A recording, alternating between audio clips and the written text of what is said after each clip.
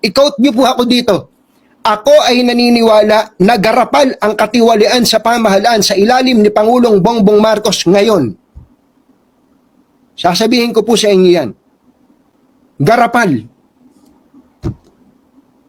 Kaya, kung meron man pong dapat na umaksyon dito, dapat si Pangulong Bongbong Marcos. Si Pangulong Bongbong Marcos should act immediately. Ngayon na. Dapat magsalita si Pangulong Bongbong Marcos tungkol sa mga porsyento ng mga congressman pati ng mga senador sa mga government projects.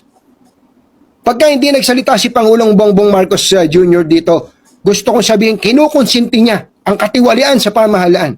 Pero ngayon po, garapal po ang katiwalian sa pamahalaan. Garapal ang katiwalian sa pamahalaan. And if the President does not lift a finger, ibig sabihin, kinukonsinti niya ang katiwalian sa pamahalaan.